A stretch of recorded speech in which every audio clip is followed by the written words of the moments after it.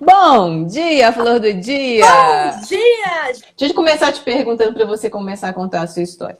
Aqui no Método Marma, a primeira parte da nossa metodologia, o M do Marma, é mobilização. É quando a gente trabalha o poder da decisão e o foco. Porque quando a pessoa chega, seja, eu chamo todo mundo de MMs, mas os meus coaches, os meus alunos, os meus mentorados, quando eles começam uma jornada, eles começaram com uma decisão. Mas, para manter essa decisão, precisa trabalhar foco. O que eu quero te perguntar como é que foi tomar a decisão para você começar a empreender na sua vida? Olha, na verdade, assim, eu acho que eu acho que eu nasci um pouco com esse espírito de Tá. empreender, né?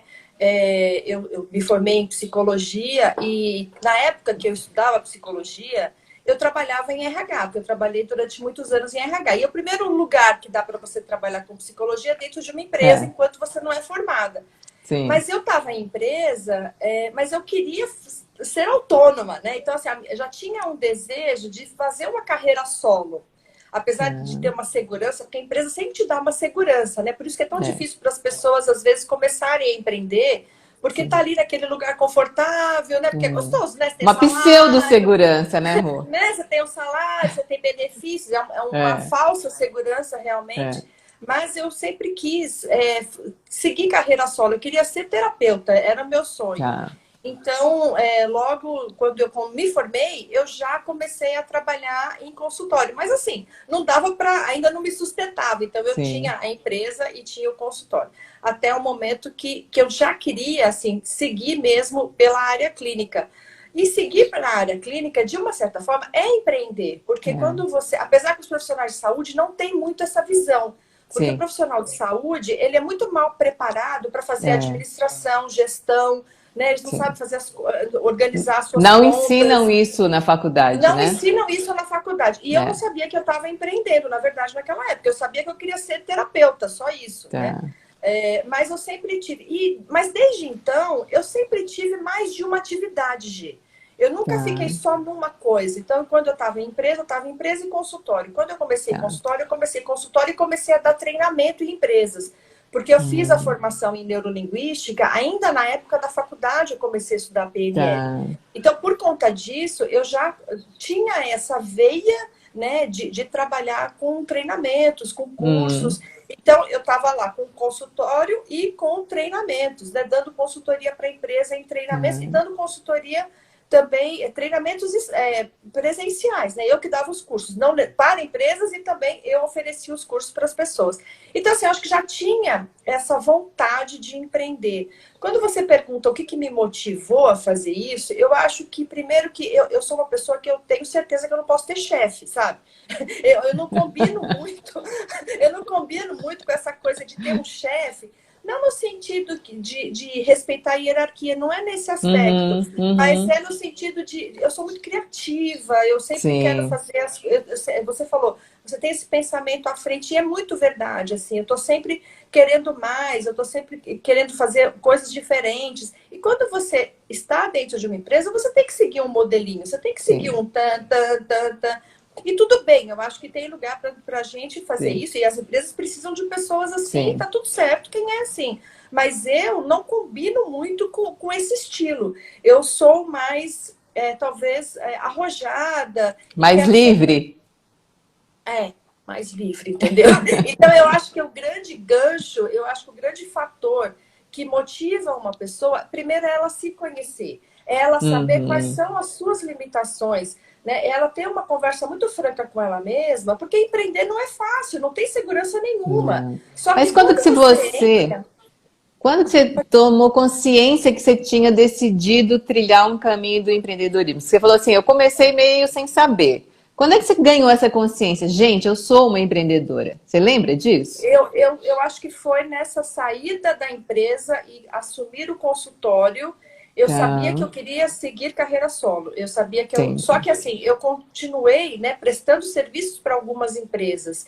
E nessas, eu Uhum. já percebi que era muito diferente a minha relação com o meu chefe, que aí eu não tinha um chefe, eu tinha Tá. um cliente. Um Então, ter cliente. um cliente mudou a minha perspectiva da minha forma de me relacionar profissionalmente. E eu percebi que eu Tá. fiquei melhor.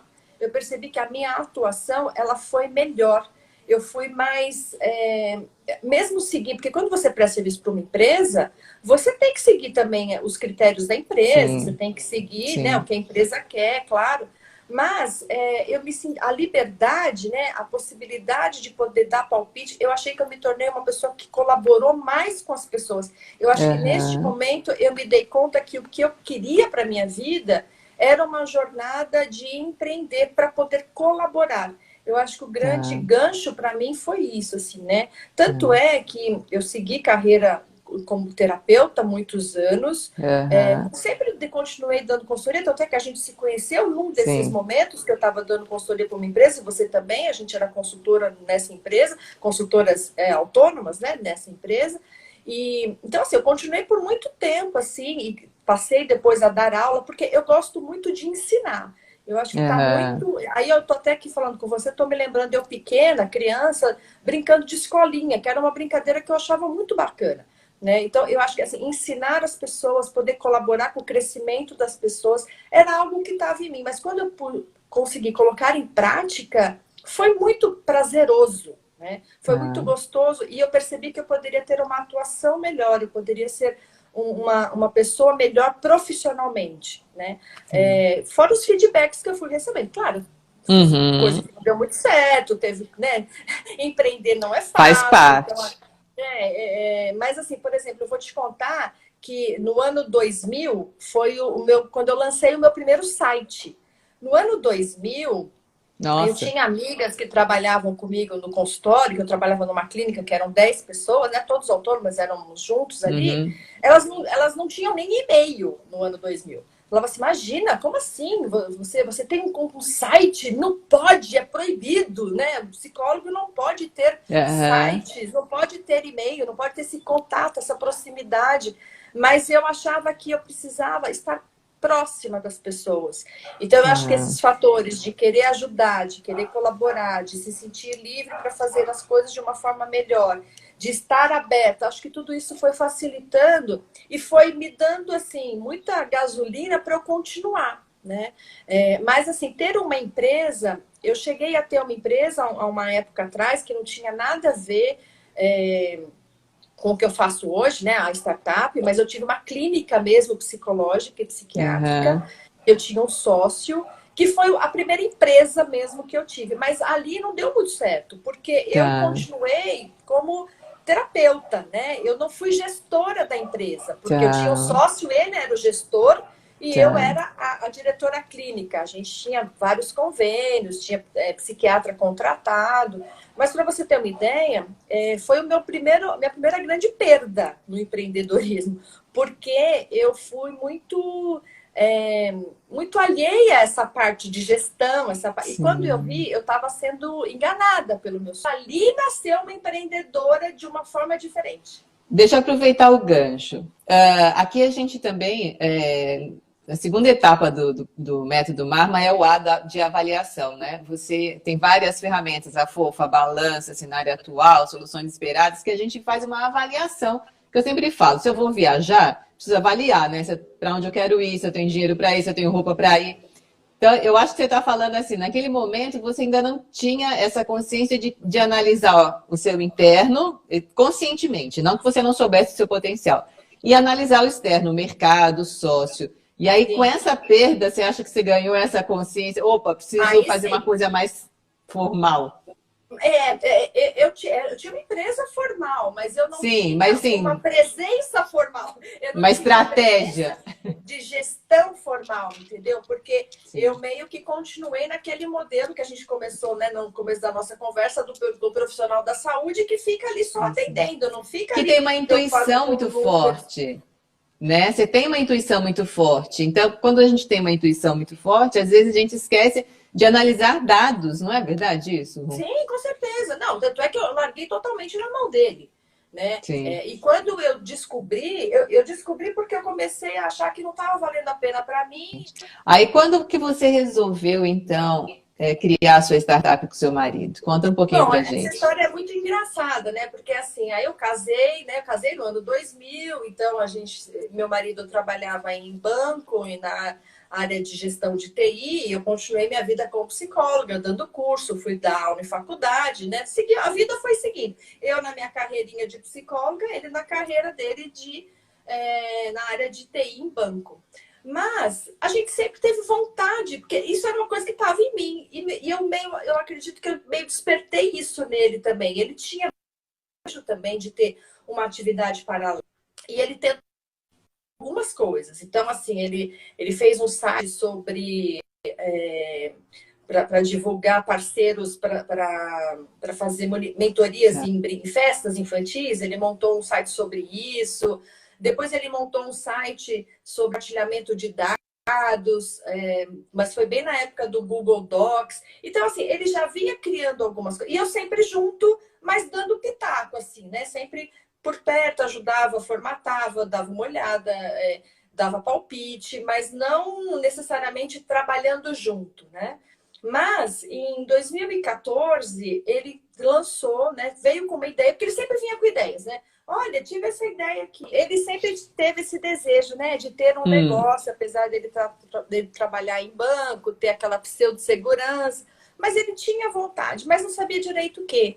E o Mingo, você conhece ele é uma pessoa muito autodidata, assim, então ele acompanha tudo quanto é programas de empreendedorismo, revistas, foi em diversos eventos. Então, assim, a gente vinha pesquisando temas que fossem legais para montar algo, mas teria que ser algo na internet, porque seria um complemento de renda para ele, né?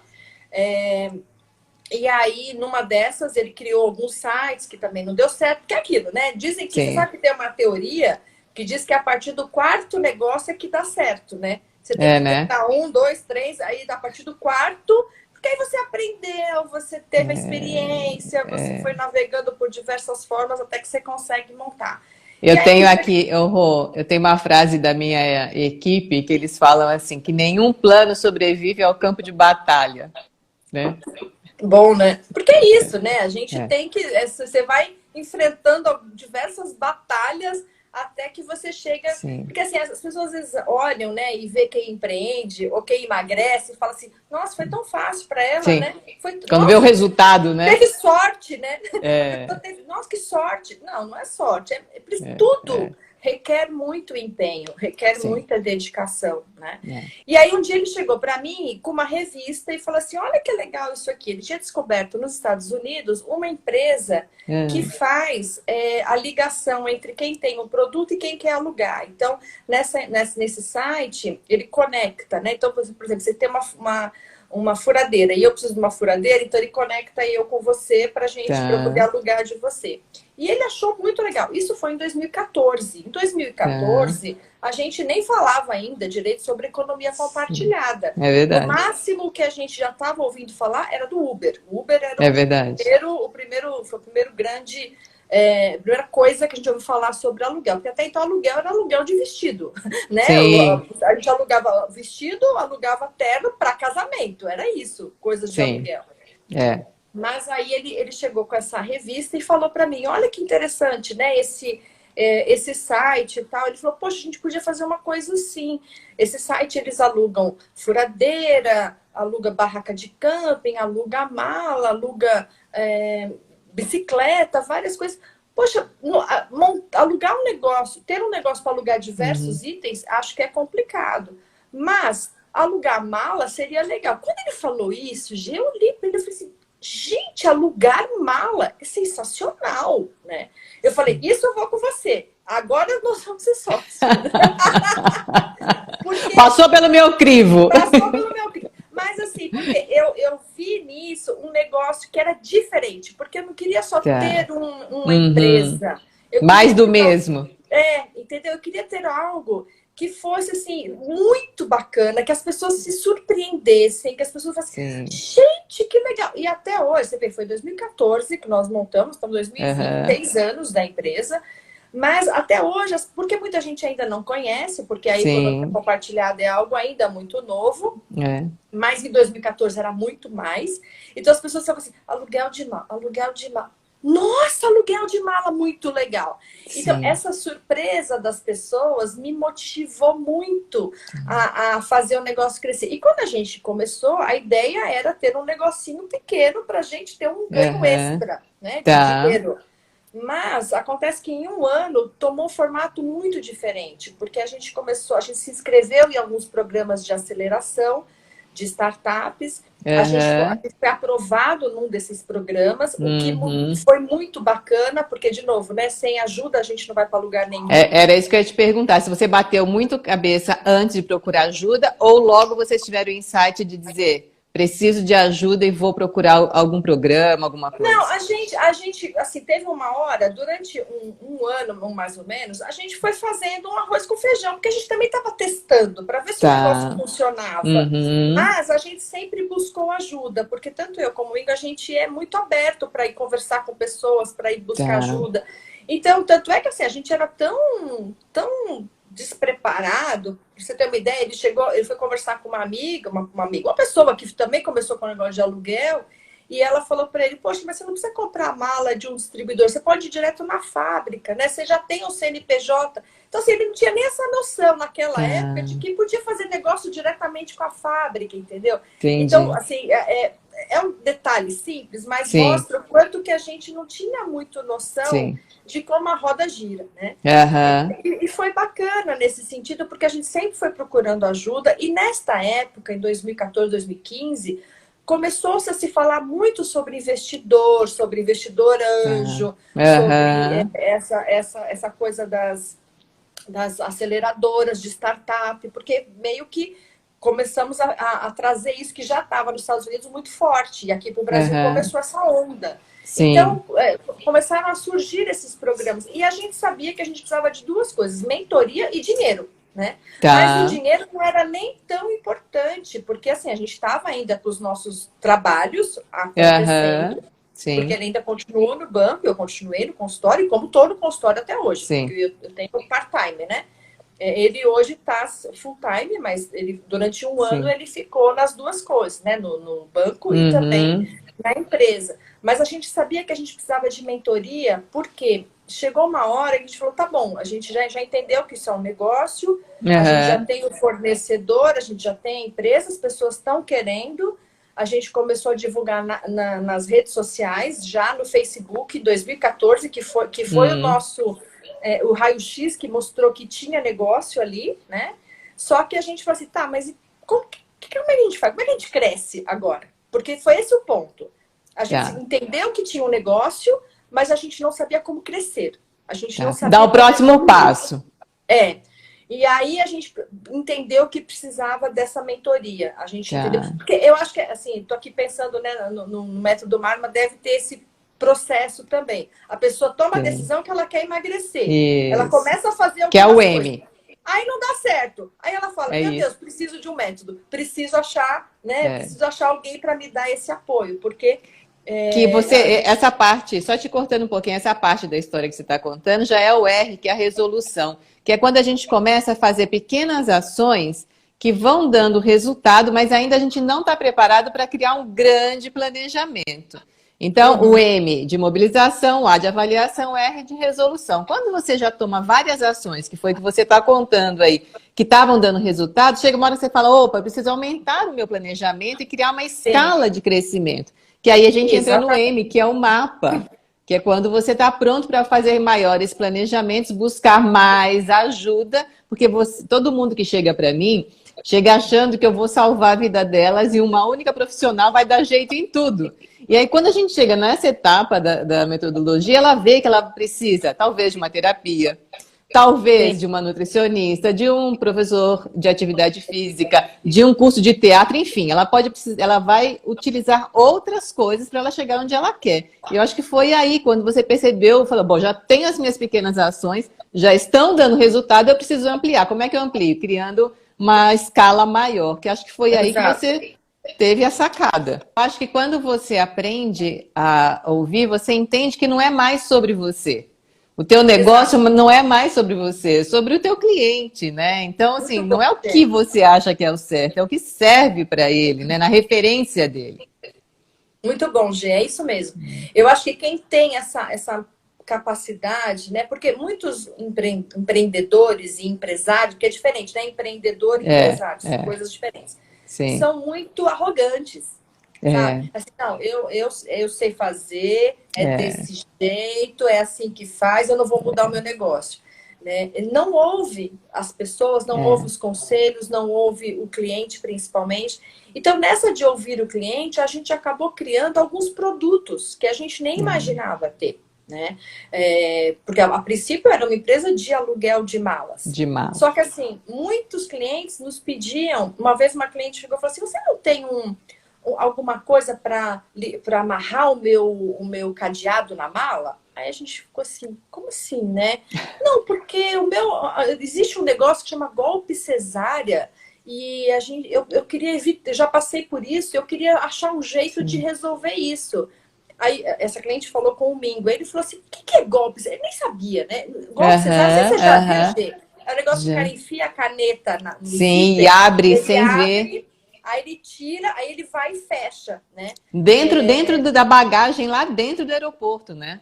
Sim, Também. o que mais acontece é dentro do É, aeroporto. é. Mas acontece em hotéis também.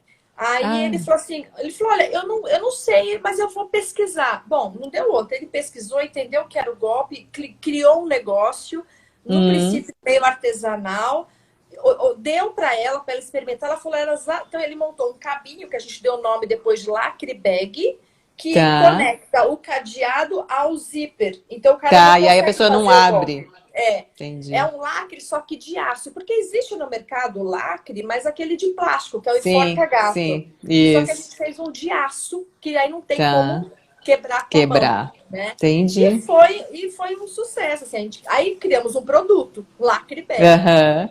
Daqui a pouco os clientes sempre falando: vocês não têm mala de transporte de bike? Vocês não têm mala de transporte de vinho? Vocês não têm mala de transporte de equipamento de mergulho? Olha, existe tanto tipo de mala que eu nem Nossa. sabia também. É, Só que assim, em termos de negócio, você também tem que avaliar o que é viável. sim. Porque não é porque o seu cliente está pedindo que É, você vai trazer para o seu portfólio é. um negócio que às vezes não é viável É o financeiramente. limite do negócio também, né? Você tem um limite também.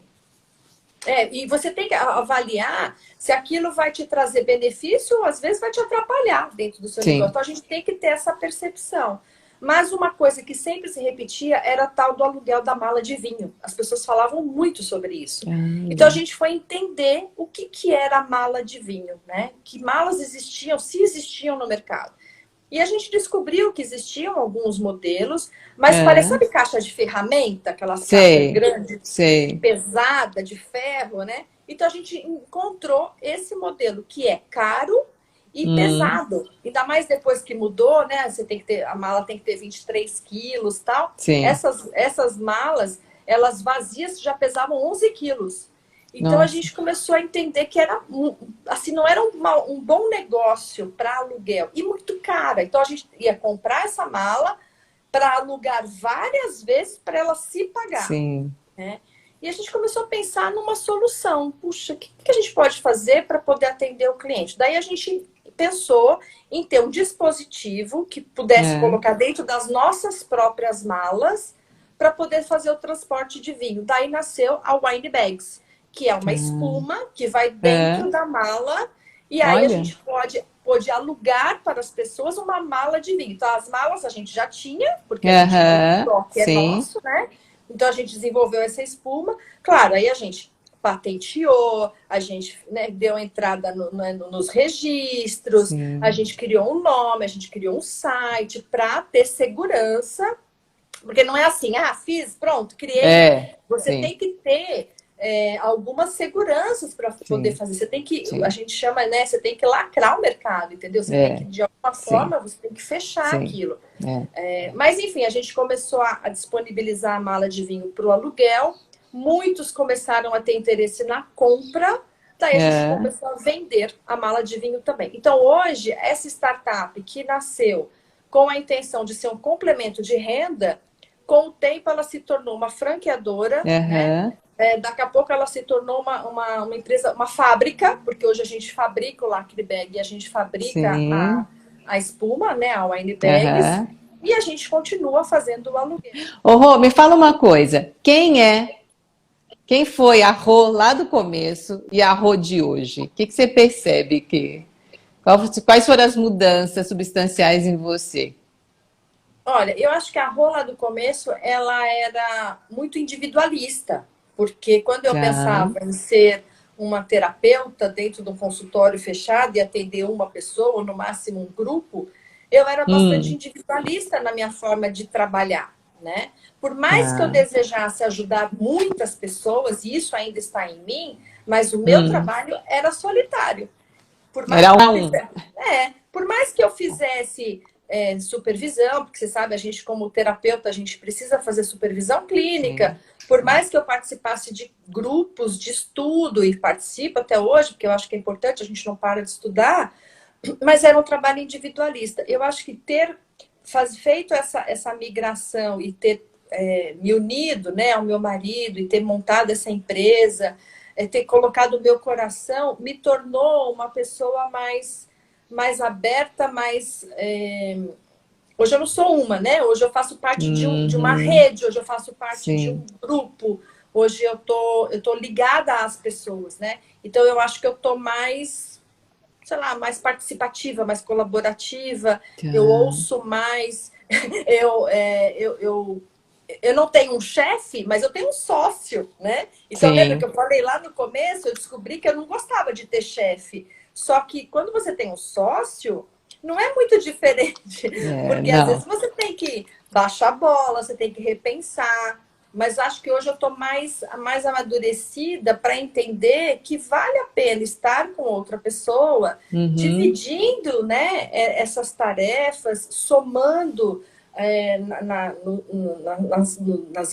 nas conquistas, né? Então eu acho que tudo isso me modificou para esse sentido, de me tornar uma pessoa um pouco mais solidária, no sentido de estar Tá. junto com outra pessoa, né? Eu acho que eu tenho mais empatia, eu acho que eu tenho mais.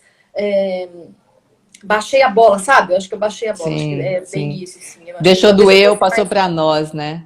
Eu acho que eu era um pouquinho mais arrogante, sabe? Um pouquinho mais, Tá. não preciso de ninguém, né? É, Mas é. sim, preciso das pessoas, tá tudo certo. Foi aí que você decidiu compartilhar e abrir o grupo de mulheres empreendedoras? Você Foi acha que no tem a mesmo ver? tempo.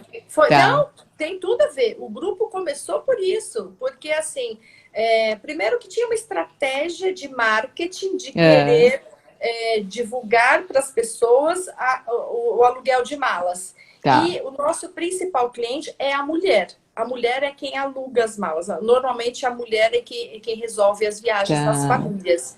Então eu pensei em montar um primeiro encontro, Tá. né, presencial, para justamente começar a ter esse espaço para que as mulheres pudessem conversar, porque isso já é uma coisa que eu gosto, tem tudo a ver Sim. comigo, e eu queria poder, né, dar mentorias, enfim, eu sempre fiz trabalhos voluntários, então esse para mim Hum, seria um trabalho voluntário. E tinha uma intenção ali por trás de alguma maneira, divulgar a marca. tá. Tanto é que o grupo, a Rente a Bag nasceu em 2014 e o grupo É, nasceu em 2015, né? tá. Em 2015 foi o meu primeiro encontro. Mas, Tá. assim, depois o grupo ele tomou vida própria, porque você pensa que você está criando uma coisa para você, mas Para um não é, fim. é para o mundo, né? Então, esse grupo nasceu no Facebook, né, que é o Mulheres Empreendedoras BR. Hoje nós somos mais de 11 mil mulheres no Olha. grupo. E eu tenho, até o ano passado, a gente fazia 2 encontros presenciais, né? Porque no Facebook tem gente do Brasil todo, fora do Sim. Brasil. Mas, como eu estou em São Paulo, então os grupos presenciais são aqui. Então a gente junta 60, 70, até 80 mulheres, né, Tá. com a intenção de troca. Então, sempre tem um convidado palestrante, mas a ideia principal do grupo é o networking, porque eu acredito Tá. muito que a gente possa se ajudar compartilhando as Sim. experiências, né? Mas sim, eu acho que na medida em que eu fui me tornando empresária e empreendedora, né? Eu fui percebendo que eu poderia colaborar. Eu recebi tanta ajuda, sabe, Gê? Eu recebi tanta ajuda, eu podia também dar um pouco de ajuda, né? Ô, Rô, a gente tá. quase chegando no limite do tempo da live das 9h12, mas eu queria que você pudesse deixar aqui algumas dicas para as mulheres que estão pensando em empreender ou que já começaram a empreender e estão com uma certa dificuldade. O que você pode deixar para elas que é bem valoroso, que fez a diferença na sua trajetória? Olha, eu penso aqui em algumas coisas muito importantes, né? E a Vou até anotar, hein, Rô? A primeira delas é você descobrir o propósito, né? O para que você quer empreender. Porque muitas pessoas começam a empreender só pelo dinheiro. Claro que o dinheiro é importante. Claro. A gente precisa vender, a gente precisa ganhar dinheiro, a gente precisa, né, ter a vida. Mas eu acredito, Gê, de verdade, e não é só uma crença, eu tenho muitas histórias de sucesso que como essa minha crença, tanto na minha vida quanto na vida de muitas pessoas, de que quando você gosta do que você faz, o dinheiro vem. O dinheiro vem, o dinheiro ele surge. Quando você não tem o foco só em ganhar dinheiro, mas você está focado no propósito, o dinheiro vem. Parece papo de psicólogo, né? Parece papinho de autoajuda. Gente, mas é muito sério isso. Sério. Existe uma conexão extrasensorial que a física quântica já conseguiu medir isso. A gente já tem comprovação dessa antena que a gente tem de comunicação com as pessoas e que quando você decide uma coisa, o universo conspira a seu favor. Então, se você quer empreender, você tem que saber para quê. Porque o porquê? Por quê? Por sobrevivência. Não, mas para quê? Qual é o propósito? A serviço do quê? O que me motivou a ter a Mente a Bag é porque era uma coisa que eu poderia levar uma facilidade para as pessoas e uma surpresa. Isso me motiva e até hoje me motiva, né? Então, assim, você ter um propósito, eu acho que é uma coisa muito importante, né? E outra coisa que eu acho que é super importante e fundamental é você ter certeza que você não vai fazer nada sozinho, que você precisa de ajuda, que você precisa de método, que você precisa de orientação, que você precisa de parceiros, que você precisa de mentores. Última pergunta, para a gente fechar. O que você pagaria, qual seria o custo, qual seriam as suas perdas se você não tivesse arriscado lá atrás? Qual o custo de não ter feito o que você fez? Hoje, como é que você estaria hoje? Ai, não fiz, não tive coragem, parei na primeira dificuldade. Qual o preço que você estaria pagando hoje por essa não decisão? Para mim é muito difícil pensar nisso, porque isso não faz parte de mim, assim, da minha alma, do meu ser. Mas se eu fosse fazer esse exercício para te responder e criar um eu diferente, né? Eu acho que a minha vida seria uma vida vazia, uma vida sem graça. Entendeu? Uma vida sem propósito, é uma vida onde você é um zumbi, você está só passando pela vida, você não está vivendo de fato, entendeu? Eu acho que trabalhar para comprar comida, eu acho que sobrevivência é muito pouco. Eu acho que a gente tem que aprender a viver. E viver tem a ver com o desafio, tem a ver com, né, você ter a possibilidade de viver experiências, você cair, você levantar, você dar risada, você conhecer pessoas. Então, esse mundo do empreendedorismo me trouxe muitos novos amigos, muitas pessoas. O mundo do vinho me trouxe muitas pessoas maravilhosas. O mundo do aluguel, né, e de startup me trouxe muitas pessoas incríveis. Então, assim, eu acho que seria uma vida vazia. Esse preço da vida vazia, para mim, eu acho que ele é impagável, entendeu? Uma vida sem movimento, uma vida, né, acorda, levanta, rotina, para mim, para mim tá morto, entendeu? Fica com Deus, te amo. Orgulho de ser sua amiga. E a gente tá junto aí. Tchau, pessoal. Obrigada.